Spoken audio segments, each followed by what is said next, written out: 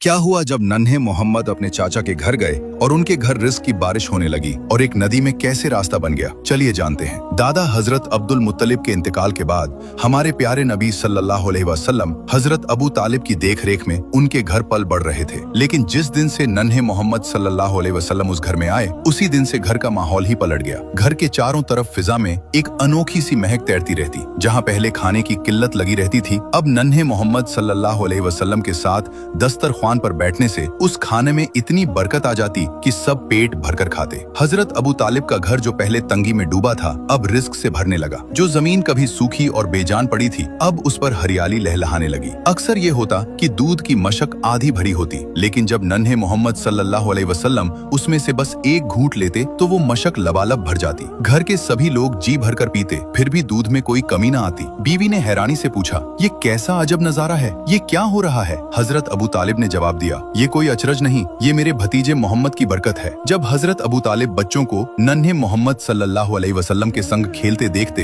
तो उनके दिल में एक अजीब सा चैन उतर आता। वो मन ही मन सोचते, ये बच्चा कुछ और ही है, अल्लाह ताला इसे किसी बड़े मकसद के लिए तैयार कर रहा है। दादा हजरत अब्दुल मुत्तलिब का साया तो उठ चुका था, लेकिन उनकी आखिरी वसीयत पूरी हुई। हजरत अबू तालिब ने हुजूर सल्लल्लाहु अलैहि वसल्लम को अपने सगे बेटे की तरह पाला पोसा और उनके लिए अपना सब कुछ निसार करने को तैयार रहे। इसी तरह नन्हे मोहम्मद सल्लल्लाहु अलैहि वसल्लम की परवरिश हजरत अबू तालिब के घर की छाया में होती रही। जब आप सल्लल्लाहु अलैहि वसल्लम की उम्र 10 बरस हुई तो आप अपने चाचा हजरत जुबैर के हमराह यमन की जानिब सफर पर रवाना हुए। गर्म रेगिस्तान की लू में काफिले के कदम धीरे धीरे यमन की राह पर बढ़ते जा रहे थे। तभी राह में एक अनोखा वाकया पेश आया। एक वादी में एक ऊंट लोगों का रास्ता रोके खड़ा था और किसी को भी आगे नहीं जाने दे रहा था। जैसे ही उस ऊंट की नजर आप सल्लल्लाहु अलैहि वसल्लम पर पड़ी, वो अपना सीना जमीन से लगाकर बैठ गया। आप सल्लल्लाहु अलैहि वसल्लम अपनी सवारी से उतरे और उस ऊंट पर सवार हो गए। वादी के पार पहुंचने के बाद आपने उसे आजाद कर दिया। जब काफिला सफर से लौटा तो देखा कि वही वादी अब पानी से लबालब भरी हुई थी। आप सल्लल्लाहु अलैहि वसल्लम ने काफिले वालों से फरमाया,